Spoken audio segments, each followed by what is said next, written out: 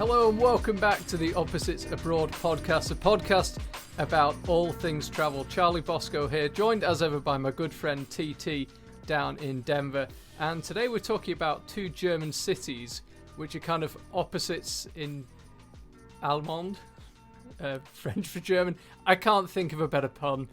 If this episode comes out and it's got some killer pun about two contrasting cities in Germany, then you'll know I thought of one before we published it, but right now I can't think of a pun. But we're like opposites abroad, we're opposite cities in Germany. We're talking Berlin and Munich, and I can see you smirking at my lack of a pun.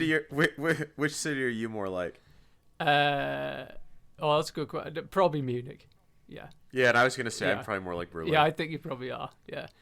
I'm like the kind of straighter one near the mountains. You know, nice lakes and mountains nearby. The outdoorsy one, and you're kind of the gritty, cool one. I'm the super. I'm like the super straight one, and you're the gritty one. Yeah, but I think when I think of Munich, I think of like big-breasted German women holding like two big steins of beer. That's not a million miles off.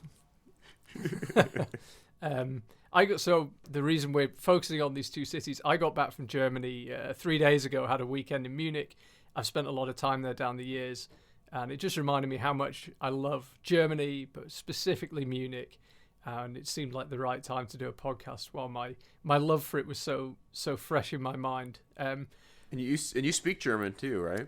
Yeah, I mean, I wouldn't claim to be a fluent German speaker, but I could certainly move around the city and talk to people on a basic level and do what I need to do. But yeah, I mean, one of the great things about almost all of Germany, particularly Berlin, is that basically almost everyone speaks English. Yeah, there's not even any Germans in Berlin, I don't think. I don't think there are. I mean, I used to work for a company that was based in Berlin, and I used to go every year for the Christmas party, and one of the people there said to me, "There's no point learning German if you move to Berlin. If you're foreign, you're much better learning English." Yeah, when I was in Berlin, I got lost, and every time I stopped someone in the street, they're like, "I'm not from here." Yeah. I never managed to find anyone who was actually from Berlin, but yeah, they're very contrasting cities, and Germany itself. I mean, how you quantify these things is an open discussion, but in many ways the best country in Europe, in my opinion, home to 85 million people, and by far the biggest economy in Europe, fourth biggest economy in the world, considering where it was in the mid-1940s. It's just absolutely extraordinary what they've built the country into. It's efficient, they're hardworking, smart people, it's very easy to get around, everything works, people talk about German efficiency, and it's very accurate. I think perhaps not culturally as interesting as some countries in Europe, but in many ways, in my opinion, probably the best country in Europe. Certainly the best one to live in or be from, I think.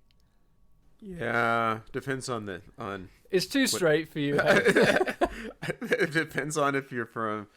You're not having that. I think America we have a hard time sometimes with German history, but I agree that modern Germany is in a lot of ways a beacon. Sometimes it's hard for us to get over some of the tragedies of German history.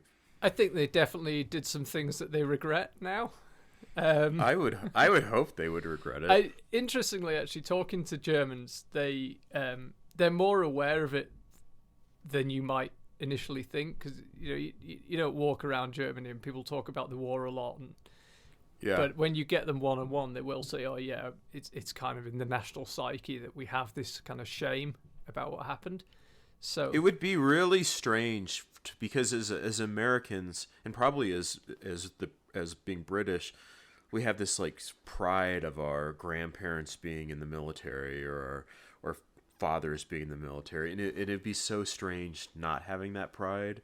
Yeah, I mean, at times Germany has done things, won wars of which they might be proud, but yeah, certainly the First and definitely the Second World War were not things that many Germans take any pride in, but I think individual Germans, or perhaps if you get into German society, they do feel a certain sense of shame about what happened. But by the same token, almost nobody still alive was involved with it. And yeah, that's a good point. And every country has a dark history. I mean, even the United States has some dark history. So yeah, I mean, I come from England. I think if you lined up all of England's bad deeds down the years, they might stack up not very favorably against Germany's. So yeah, how far does Prince Andrew stack up? About 6 feet, something like that. Oh, I was reading about Prince Andrew the other day. I really don't want to think about him. One of those people who somehow appears to not be in an orange jumpsuit by some miracle, but hopefully the long arm of justice will catch up with him eventually. But yeah, he alone, I wouldn't say quite matches the wrongs of Germany in the last century, but he's certainly not going to be the British ambassador to anywhere anytime soon. Yeah, probably not to some island in the Bahamas, I wouldn't think. He spent a lot of time there. Yeah, he did. He knows it well. But yeah, oh God, Prince Andrew. You always bring him up because you know it's going to upset me. Fortunately, there's nobody in America right now that is irritating or doing crazy stuff. No, I think it's you can take the moral high ground knowing that sanity rules right now. Yes. In amongst taking over Gaza and taking over me. What does taking over me? You know what? Well, for someone who lives in the 51st state. In Trumpanada. Is that what they're calling it? No, I just made it up last time. You just made it up? Yeah, we you know what? I'm actually I feel like in Trump's first term, I used to wake up and look at the news and be kind of thinking, oh God, what's happened now? And this time, I'm already kind of bored of it. I'm not. Loads of articles come up on the BBC and stuff, and they're probably quite interesting about what he's up to. Yeah. And I'm just I'm already over it. What are we? Yeah. 2 weeks in, I'm just over it already. Yeah, I'm just too. It's gonna be what it's gonna be, whether I read the articles or not. Well, I just wish that you'd stop bringing drugs and stuff into America. Well, I know apparently 1% of fentanyl crosses the border from Canada. Yeah, when people think of Canada, nobody says, "Oh, that's where drugs come from." Yeah, and that's where nobody says that's that. where all the immigrants come from. Come from. Yeah, people are trying to leave America and come here. I know. If anything, a lot of guns go from the U.S. into Canada illegally. Yeah, the whole thing's so ridiculous. If I was to make a prediction, and I'm sorry to get away from Germany, if I was to make a prediction, I don't think the tariffs on Canada will actually happen. It doesn't appear that they will. It doesn't make any sense. It'll cost Americans more than it costs Canadians. It would disrupt trade. There's just no need to do it. Yeah, it's unbelievable. We have such a close history with Canada. I don't get it. I just don't get it. But I don't get doing it to Mexico either. Like, well, 98% of economists agree that if America puts tariffs on other countries, it's Americans who basically pay for them. So you really are shooting yourself in the foot. But But anyways, we digress. Yeah. What are we talking about? We're only 8 in a Germany's glowing history. Yeah, exactly. The glory of Germany's recent military history. Ironically, they're quite a strong military power now, but well, I'll tell you, it is as a transition, even though I think transitioning is illegal now in America, but that's definitely a topic I'm leaving alone. Berlin. One of the things that is so fascinating about Berlin is its history. You basically have two of the most horrible regimes of all time in one place. You've got Nazi Germany having a massive history in Berlin, and then you've got the communists with East Germany. And it is, if you're into history and if you're into even a kind of a dark history, there's hardly any place in Berlin that's more interesting. Yeah, I mean, I think I remember before the first time I went to Berlin, I was texting you because I know you'd been and you loved it. And I said, how would you describe Berlin? And you said it was gritty. And I really can't do any better than that. It is very gritty, and I think it's an awesome city. Now, to be fair, I haven't been to Munich since I was very, very young. I just kind of have images, like I said, of beer halls. They're pretty accurate. But I think Berlin is I love history, and I think it's an absolute fascinating place. And they still have where the Berlin Wall was. You can see Checkpoint Charlie. You can just walking around. It's a amazing place, but it's not the beer halls and the mounds of bratwurst and things like you get in more Bavaria, Germany. It's totally different. Yeah, and that's why we're doing this podcast. Really, is because probably the two most famous cities, and in some ways the two most prominent cities in Germany. Apologies to Hamburg. Hamburg is the second biggest city in Germany. It's getting ignored today in favor of the biggest in Berlin and the third biggest in Munich. But which is so weird that hamburgers were invented in the United States and not in Hamburg. I just find that so strange. I know, it's just bizarre. But mind you, everything was invented in the United States, so there was barely any civilization until it came along. So yeah, I mean, if you want to know where anything was invented, we all know. Actually, in the last 16 days, everything good was invented.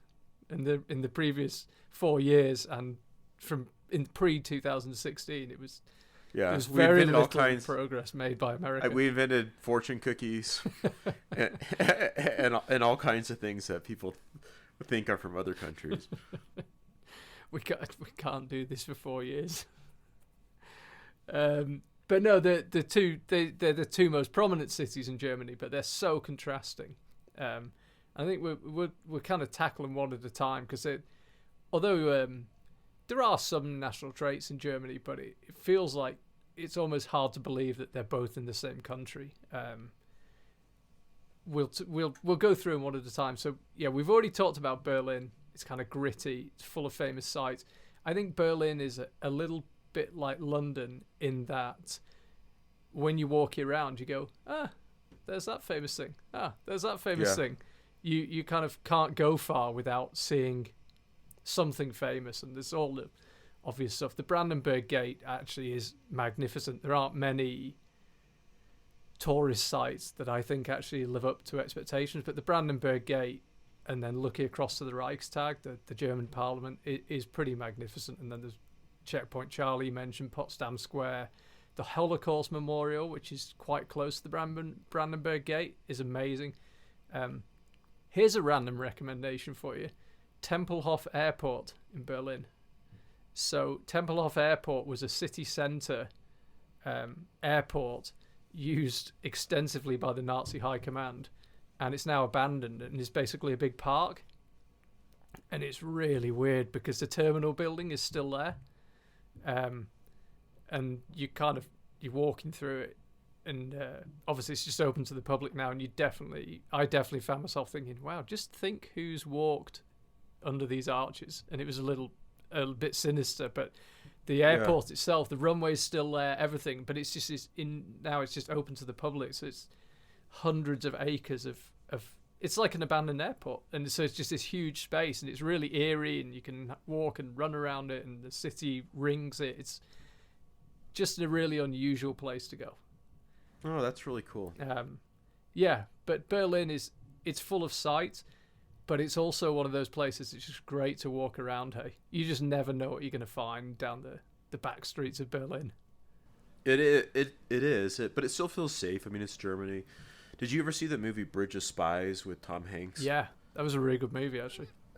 I would say anybody who goes to Berlin or is interested in the history of Germany from a little bit more modern standpoint, it's awesome. It's Tom Hanks, and it takes place when when Berlin's splitting into East and West Berlin, and it's actually probably one of my favorite movies that doesn't have like zombies or monsters in it.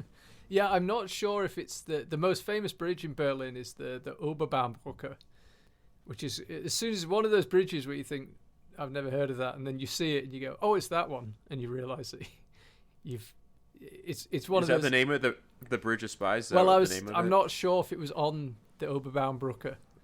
Uber hooker? What do you? The how do you Uber pronounce hooker, yeah. Just say to people, where are the Uber hookers? In Berlin, you'd probably be sport for choice. I mean, but one thing about Berlin we have to mention is, and I know this isn't perhaps your area of expertise, but the nightlife is legendary. And I have heard that. Yes.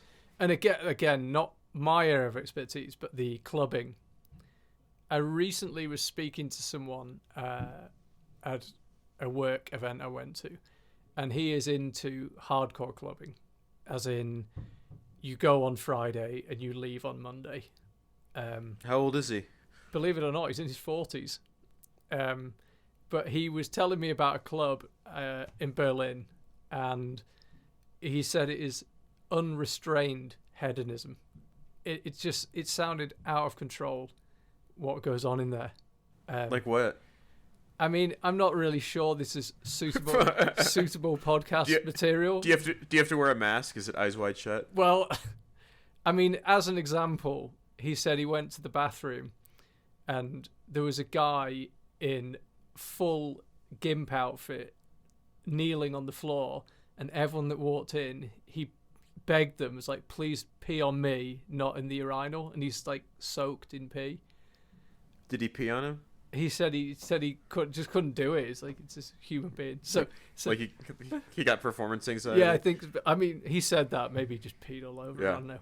But and there's people gathering in big circles, and everyone touches the person to the right, and I don't know. It sounds. I don't know.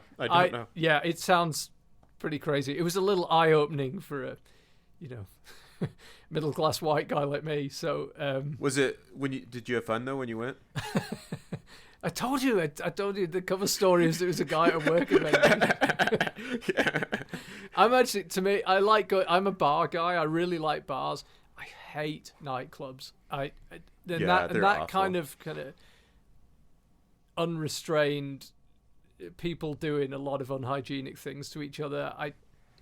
I'm not. I don't know. I mean, urine's hygienic though, isn't it? Isn't it sterile? I think it is if you get stung by a jellyfish. I'm not sure it is. Yeah, I'm you're not sure supposed to like. Ends up, you end up with a gallon passing all over you. But no. Well, I usually don't swim with the gimp outfit either. Like if I'm in the ocean, keeps you warm if the water's cold. But it's I don't know. That's not my scene. But I think if you're into hardcore clubbing, unrestrained hedonism, and unrestrained sexual freedom, then Berlin is probably the best city in Europe. It's my understanding of it. But I think it's one of those places where you got to know where to go. I think if you have to ask where to go, then you're not going to find it. But people who are into that kind of thing, I mean, he spends a lot of time there every year just to go clubbing. Like there's no other thing there. He just loves the clubbing there. So yeah, that doesn't really interest me. No, it doesn't. But it was weird to hear about, and I'm always interested in hearing about stuff that is not on my radar. So. Oh, one thing we should say about Berlin that I find very surprising is it's actually very affordable. It is very affordable, and here's a fact for you. It's the only capital city in Europe which is a net loss for the country.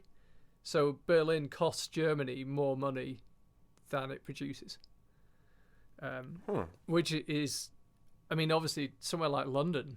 Without London, Britain would be, I don't know, say a third world country, be in a bit of trouble. London funds England. I don't know. I think Birmingham would prop it up. Yeah, actually, Birmingham's. I mean, it's changed now. Back in the day, obviously, when Britain was an industrial power, it was a little more spread out. But since finance has come to rule, well, now that they don't let kids work in the factories, I think that's really hurt. It's hurt the margins. It's really damaged the margins. I mean, it's like America. Once all the slaves left, it made it a lot harder. Touche. Touche. You win that. Yeah. You win that argument. But no, it's not an economic powerhouse, Berlin. One thing it is becoming though is a tech hub. increasingly, which has actually made it become very diverse, because obviously when you have a tech businesses, you need people to come who are sufficiently skilled to build those businesses. And it's meant that migration to Germany has been very high in the last 10 years. In 2015, they took a lot of Syrian refugees, and immigration has been really high to Germany in the last 10 years. But Berlin is particularly diverse. I mean, you will hear every language. You'll see every type and color of person. And that's great as a visitor, because it means you can buy any type of food. And the food scene's amazing there. And as you say, it's really reasonable. Yeah. Do you have any particular food recommendations in Berlin? Any kind of food districts you checked out? You know, it's been a while, and I'm probably more into food now than I was back then. But I would say, like you said, if you want ethnic food, if you want to try some fine dining or different things, but it's not what at least Americans think of as German food, because we think of German food as bratwurst, big pretzels, big steins of beer, and that's pretty much what most Americans think of as German food. And Berlin is really not that. It's a lot more cosmopolitan. It's than that. I think if there's other parts of Germany you go to if you want that experience. But yeah, I think it's the food is reasonable. The hotels are reasonable. You can get a really nice hotel for fairly cheap compared to most of Europe in Berlin. Yeah, and if anyone's thinking about visiting Berlin, how would you describe the kind of experience of being there? Because for me, it's gritty. Yeah, gritty. It's not a city you walk around and the streets are spotlessly clean, and it's not an efficient German city. It's not a beautiful city. No, it's not. But it's full of amazing sights. It's an interesting city, is what I would say. Yeah, I mean, even that downtown bit. Do you remember from one of the Bourne movies, and they have a chase, and he's hopping between trains. Yeah. That famous square right in the middle of Berlin. It's not pretty at all. It's kind of grey and ugly. I mean, a lot of that's a throwback to the fact it was communist 35 years ago. But you're right. It's not beautiful. It's down and dirty, but super interesting. And I don't know about you, I found the way it used to be divided was so interesting, and you can see the change in architecture. They have the East Side Gallery is about, it must be a mile long, chunks of the Berlin Wall that have been graffitied, and it's just it's just crazy to think that the city was divided so recently, but you can really feel it when you walk between East and West. Yeah, it's that Berlin Wall is one of the most amazing things ever, that they built that right in the middle of a city and split a city in half. I don't know that's ever been anything like that's ever been done. And it was done almost overnight. People woke up and they basically fired a wall in. Yeah, and they couldn't get to their loved ones, and families were split, and that movie really shows a lot of that too. Bridge of Spies. It's just a crazy thing that happened. It's almost indescribable. It's really fascinating. And a bit like I went to Auschwitz and Birkenau, the concentration camps in Poland, and being there, you get this knot in your stomach. It's the closest I think I've ever been to a panic attack, just at the kind of feeling the fear of it. And there were definitely parts of Berlin where you see where the wall used to be, and they have a picture of people realizing that they had basically been caged by the communists. And you get that kind of existential terror in the pit of your stomach. There's some dark history, and I've been to those camps in Poland too, and but I think that's what travel should be. Is there's trips where you sit on the beach, and there's trips where you drink fancy cocktails, and there's trips that you learn something else about yourself or about the world that's maybe not super cheery and happy. And I think having a mixture of those different types of trips makes us better people. Yeah, I think so. It's what makes travel interesting is, like you say, some trips are happy, smiley, and other ones are thought-provoking. And I think one of the great things about visiting Berlin is you can have both in the same day. You can go and look at these photos of the spot you're standing on and feel dread at what it must have been like for people there.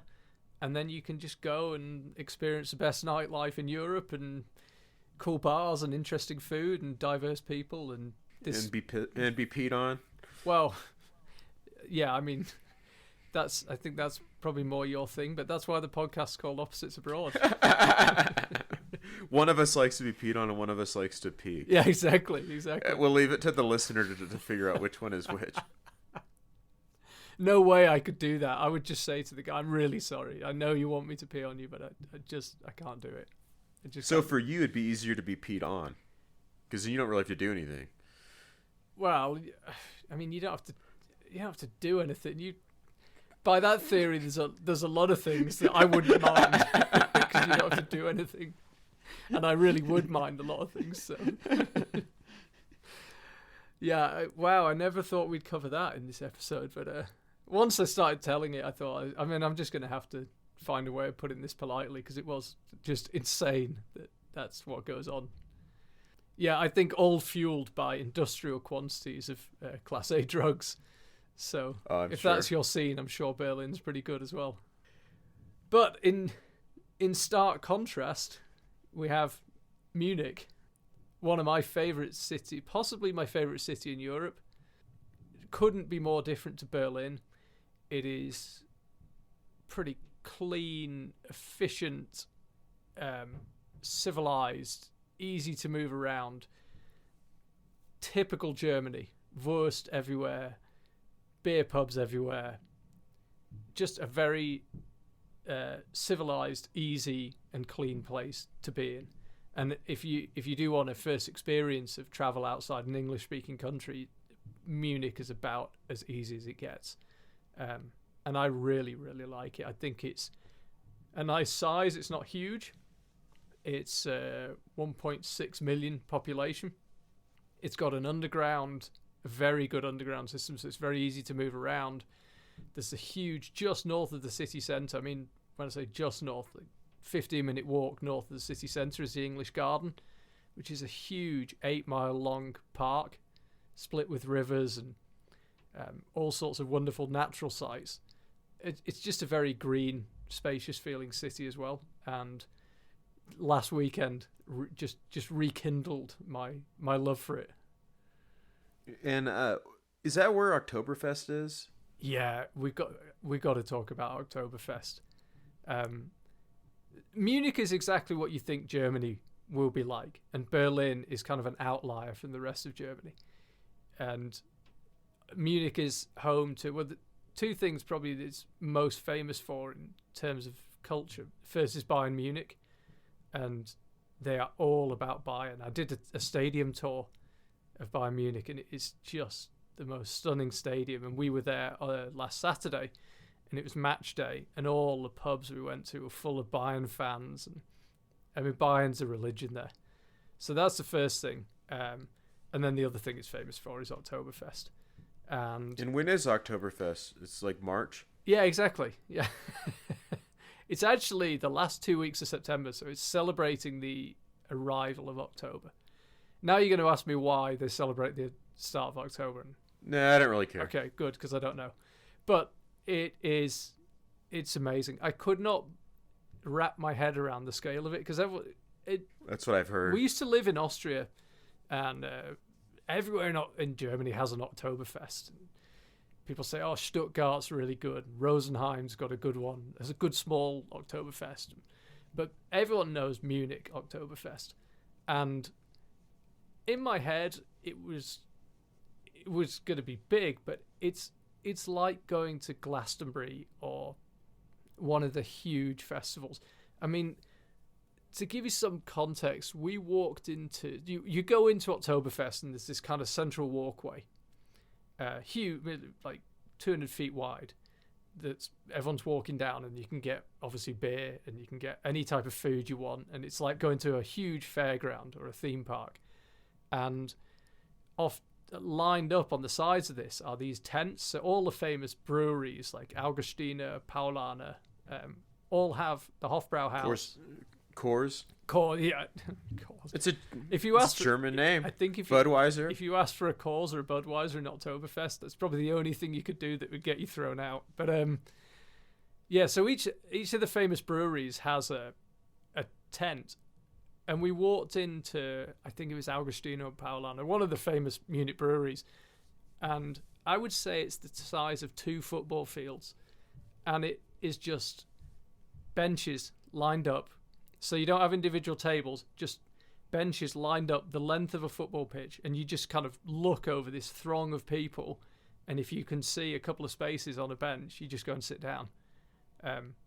And there's an umpire band playing traditional Bavarian music. Everyone, including the patrons, almost everyone is wearing lederhosen, the men. A lot of women are wearing dirndls, which are the traditional Bavarian dresses, which, as you say, can make any cleavage look incredibly impressive. And it's just insane, the scale of it. I mean, I don't know how many thousands of people are in each tent, but that was what's a bathroom situation like? Because if I drink a ton of beer, I'm gonna have to go to the bath. That caused me a lot of stress. But just quickly, I mean, we went in one tent, and there are 14. It's the size of 2 football pitches, and it's just packed with people. And you sit on the bench, and the expectation is you just talk to whoever's alongside you. And that sounds terrible. Yeah, but you got to be in the mood. You don't go because you want a quiet beer. You think, right, I'm going to Oktoberfest. We're going to get hammered. We're going to talk to loads of random people. When the umpire band are playing, I didn't know, but some people seem to know when you're supposed to do it. But suddenly everyone will stand up on the tables and do like a big prost and smash the glasses together. Yeah. And some people are singing along with the more famous Bavarian songs. It's insane how big it is. And you sit down and you think, well, I mean, how am I going to get a beer? And literally within a minute of sitting down, someone there, and they just, how many beers do you want? 4 beers. Okay, cool. They come back, and each beer is a litre. So it's 2 pints in these massive steins that people will have seen with the big glass handle. Yeah. And basically, there's no 2 ways about it. You just get absolutely hammered. But the bathroom situation is incredibly stressful. I would just wear Depends. You'd what? I'd wear Depends. What's that? Adult diapers. Really? No, I don't know, but it'd make it a lot easier. It would make it a lot easier because obviously the problem is the first big beer goes down. Once you, as we all know, when you're drinking beer, once you break the seal. Yeah, you have to pee every... Yeah, it's every 20 minutes or whatever. So, and you're not as old as I am, but yeah, wait till you get a little bit older. I'm already on the 2 peas a night on about, after a few beers. So, no, it is a problem. And then you got to walk, kind of, the benches are squeezed together as you go, excuse me, kind of getting out. And then there's basically porta potties lined up. But obviously people are being sick in them, and some people will be collapsed outside them, and they tried to keep it pretty civilized. And there's that one gimp guy in exactly. there. I mean, he's there's the gimp guy, but it's Munich, so no one's into all that stuff. He's dry as a bone in Munich. He took a bus. Yeah, no one's into that in Munich. All the perverted stuff goes on in Berlin.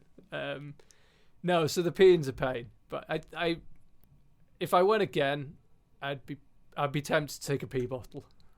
Just peeing. Just stay at the table. Just kind of lean over. There's so much noise, and everyone's so razzed. I'm pretty sure no one would notice if you quietly peed in your bottle and screwed the cap on. I feel like you to be decent, you should then carry it out at the end of the day. Don't just leave it under the table, or maybe just hand it to the gimp as you leave. Yeah, that's right. He can sort himself out.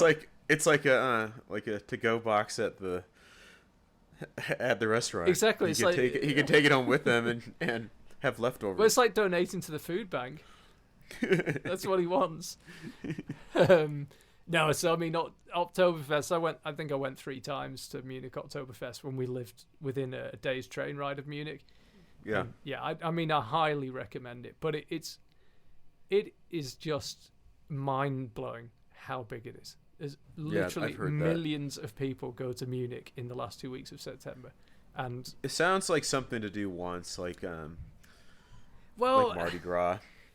Yeah, but I don't know. I just love that stuff because also it's the middle of the day, so it's not like you you have dinner and then you got to drag yourself out. I understand going out at night sometimes isn't very appealing, but you go at 2:00 in the afternoon and the sun not normally, but often the weather's pretty good.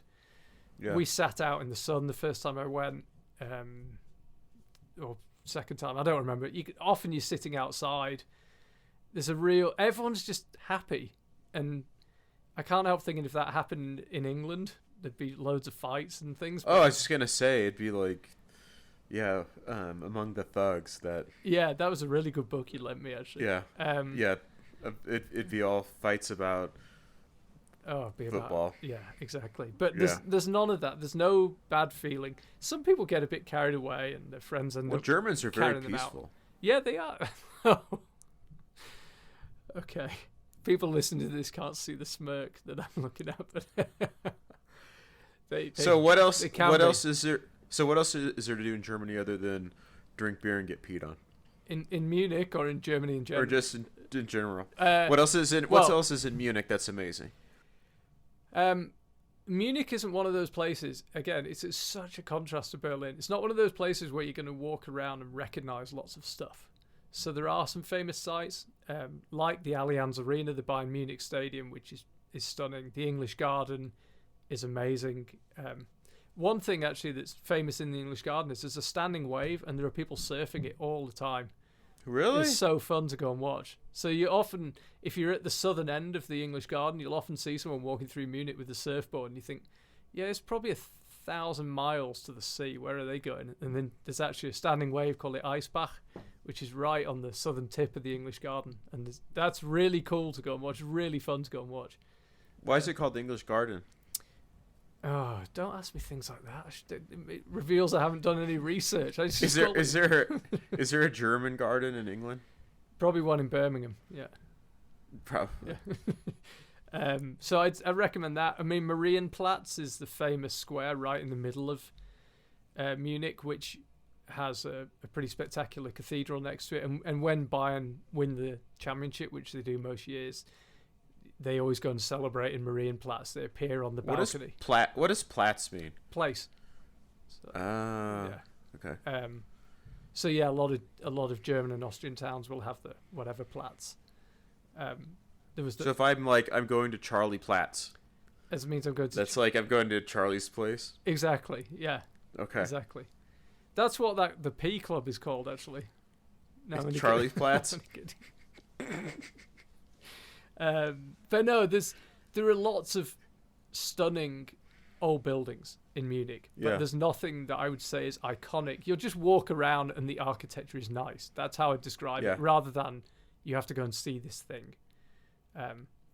But the culture, again, Munich's had huge immigration particularly the last 10 years. And a friend of mine who I caught up with actually is a policeman in Munich.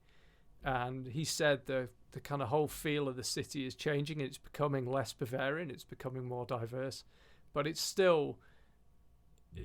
By the way, Bavaria is the region of Germany. So when we say Bavarian, it's like the state and Munich is the city. But it's becoming gradually less Bavarian. But it's still, very traditional. And Bavarians are Bavarian first and German second.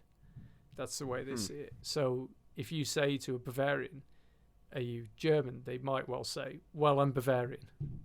So they're very much Bavarian first, German second.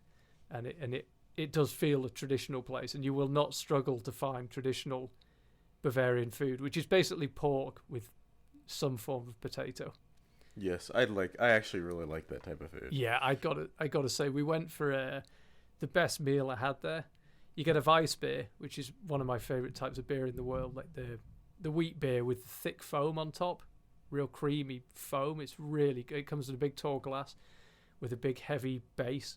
It's really good, and it's very traditional Bavarian Weiss beer. So, had one of them, and then we had a Schweinshaxe, which is a pork knuckle. It's this big, oh yeah, I love pork knuckle. Yeah, it's so good, and with the skin was still on it, so you get the whole thing was covered in sort of a quarter of an inch thick crackling. And when you bite it and it's going, it's really noisy to eat. And then they marinate the haxa, the knuckle, for 2 days. So it's just, by the time you eat it, it's just insane. And it comes with the traditional dumplings and the gravy and the sauerkraut, the sour cabbage. Yeah. It was insanely, when you're eating something and you think, I'm sad this has to end. It was one of those meals. Yeah, that sounds awesome. Yeah, it was amazing. But yeah, I don't have recommendations for Munich. I think just go, walk around, eat the food, drink the beer, look at the buildings, go for a walk in the English garden. It's just a really nice place to be. Although, actually, pull that back slightly, the Olympic Park is really worth a visit. So it was built for the 72 Olympics, and the stadium is spectacular. If you go on Google Images, put Munich Olympic Stadium, it's the most beautiful glass structure. It looks like the glass is cascading off the stadium, and they've built a huge park all around it. I can't believe in a city as historic and interesting as Munich that two of my recommendations are stadiums, but they are particularly good stadiums. So I really recommend that. But yeah, it's a place you just wander around, you just enjoy, and it's very safe. It's very clean. It's very easy. I walked home at night back to the hotel a couple of times, maybe a couple of beers in, and never occurred to me that you could have any trouble. So that's really nice. Yeah. I think Berlin's safe. I don't know that I'd feel super comfortable late at night having a few beers, walking back to my hotel by myself. I mean, I don't want people to think they can just switch off in Munich. I'm sure you can find trouble, and I'm sure if you went to the right area and, I don't know, did the wrong thing, you could get in trouble. But I think if you're in the city centre and you're not an idiot, it's a pretty safe place. I'd say probably more safe than Berlin, but Berlin, even by Western standards, Berlin's pretty safe. But Munich really is kind of very, very, very safe. So it's a big thumbs up for Munich. What type of person, what type of traveler, if they want to go to Germany, should go to Munich versus Berlin? Well, Berlin, as we've covered, is the gritty, edgy place. I would say younger travellers would enjoy Berlin more, and older people would enjoy Munich more. As you get older, you want less stress. You kind of find it. Yeah. You find it less interesting to be in a gritty place. You want a bit more comfort, a bit more cleanliness, a bit more ease, better restaurants. So I think it's probably by age. I think if you're young and stupid and want to just go crazy, Berlin will cater to it. But you will not be able to out crazy Berlin. It will break you before you break it. But if you just want to experience genuine German culture, nice people, nice architecture, good food, go to Munich. Yeah, I think that's good. Yeah, both brilliant places. I've just got such a man crush on Germany that I think it's a great place, and I think really great people. And they can seem a little dour at first, a little bit cold and humorless, but that's the exterior, and I think that's just their manner in public is to be a little bit that way. But when you get chatting to them, they are invariably really warm, kind people who are proud of their country, and rightly so. Yeah. I'd really want to go to Stuttgart. Is that Stuttgart? And go and tour the Porsche factory. I'd really like to do that. Yeah, I've been to Stuttgart. It's okay. It's nice. It's just, I also got the biggest speeding ticket of my life driving away from Stuttgart. I thought there are no speed limits in the Autobahn. Well, the Autobahn it depends where you are, so there'll be unrestricted areas. And I'd been working for a weekend in Stuttgart, and we finished at, I don't know, midnight or something. And I thought, we lived in Austria at the time. I thought, I mean, it's midnight, but if I just get on the road, I could be home in 3 hours, and I don't have to wake up tomorrow morning with all these people I've been working with and make polite conversation. I could just be home, and I know it'll be 3 a.m. and I'll be wasted, but I'll be home. So I hopped in the car, drove home, and I got pinged for about 400 euros in a town called Ulm, ULM, and I just had my pedal to the metal. I was pinning it through Ulm at 3 o'clock in the morning, and very little regard for what that section of the Autobahn speed limit was. And I just got this blinding flash, and I knew it'd be bad, but it was savage. Yeah, I think it was over €400. So should have just stayed in the hotel. What kind of car was it? Oh, it was a battered old Ford coupe, saloon of some sort. It was just a kind of unremarkable Ford, but if the speed limit's 100, you're doing 140 or whatever, then you're going to get pinged. I should say it wasn't in a residential area and it was 2 o'clock in the morning. It was on the Autobahn, but I think for noise reduction, if it goes when the Autobahn or goes near a city or through a city, they reduce the speed limit. So they're never unrestricted when you're basically bypassing a city. I remember my dad telling me a story about one of his friends was on the Autobahn. This must have been in the 60s or something, and was going about 120 miles per hour. And a car came up behind him, flashed the lights at him. He didn't pull over, and the car actually bumped him at 120 miles an hour to get to tell him to move over so he could pass him. I mean, which is just insanely dangerous. I mean, he could have killed everyone involved. And all for what? I mean, you're doing 120 miles an hour. You're ticking along pretty fast. But it's a good story. Yeah, I know. But, well, I mean, if you drive on the unrestricted parts of the Autobahn, I actually don't really like it because I think in kilometers an hour. But even if you're doing 100 miles an hour, which feels bloody fast in most cars, you have to stay in the inside lane, because people come past you literally like you're standing still. And the car, and at 100 miles an hour, it feels pretty emotional. The car shakes. I had a couple of people come past me on the Autobahn, and my car really shook from the other one passing. And when you're driving a car at 100 miles an hour and it starts shaking, it's really pretty intimidating. But people came past at, I mean, I don't know, 180 miles an hour, really just insane speed. Wow. So I actually don't like the unrestricted bits because you're kind of under pressure to drive faster than you'd like to, and then lunatics come past at literally racing speed. Wow. So I think the unrestricted Autobahn is actually not quite as cool as people think, but it is quite a novelty driving along at 110 miles an hour, but it also just feels ridiculous and ridiculously dangerous. I don't know what the statistics are. Maybe people will contradict me and say it's actually pretty safe, but yeah, I've not particularly enjoyed that experience.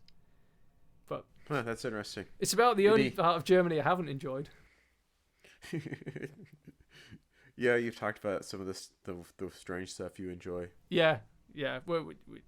We kept it pretty light this time with peeing and mutual pleasure circles where you pleasure the person to the right.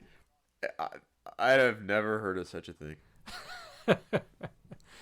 I feel like we're both straying into a bit of dangerous territory here. Maybe we should call it good. Any other final German thoughts? 9. Or do you want to sign off at 9? Is that what you said? I was gonna say, do you want to sign off in German? No. I think I'll. Inglourious Bastards. That's another really good. That's movie a great about Germany. movie. Yeah. Yeah. That's a really, really good movie. Like a lot of those movies, though, it's about an hour too long. I feel like they could have definitely culled parts of it, but yeah. No, that's really good. But no, Germany. It's a big thumbs up from me for Germany, and I think if you're looking to get into foreign travel and you've never been outside an English-speaking country, it probably doesn't get much better than checking out Germany. Yeah, that sounds awesome. Actually makes me want to go back and check it out again. Yeah, try and find a German restaurant in Denver and get a Haxen. There's a restaurant called Helga's. Oh, nice. In the Denver area that is actually really good German food. Well, I'm hoping to be down at some stage this year, so we'll have to hit it. Save it till I come down. I will, and you can order in German and also embarrass the poor waitress that doesn't speak German. Exactly. No, we'll pretend we're German, and it'll be like Inglourious Bastards, where I just pretend like I speak German. I just nod, and then you just do all the German speaking. Exactly. Yeah, no. Yeah. I think you might be overestimating my German, but I can certainly translate the menu for you and order. I feel pretty good about that. I can pretty much translate bratwurst and beer. That's all you need to know, right? And sauerkraut. You can be pretty confident that whatever you order, it'll be potatoes and pork. So yes, yeah, yes. don't get too, and it won't have. You're not going to find anything spicy, so don't worry about that. Nothing on the menu has any spice. So or green. no, it won't. It won't be green. Yeah, not. I don't think broccoli sales are very high around German restaurants. But if the life expectancy of a pig within a mile of a German restaurant is probably pretty short. But no, the food's great, but it's heavy. It's solid food. It's not. It's no salads, but yeah, it's brilliant. I think I'm gonna go to Helga's pretty soon. That actually sounds really good. All right. Well, as long as we can go when I'm over. Okay, deal. All right. We will speak soon then. We'll pick up, I think, our talk of road trips. We talked briefly about road trips last time out, and I think we're going to cover some dream road trips, try and give some inspiration of ones we've done and ones we haven't done and would like to do. So, yeah, tune in next time for all things road trips, but it's a humongous yes to Germany. We like. Also bis zum nächsten Mal. You're just making that up. No, it means until next time. Oh, okay. Yeah. Okay. Yeah. Yeah. Well, that fell flat.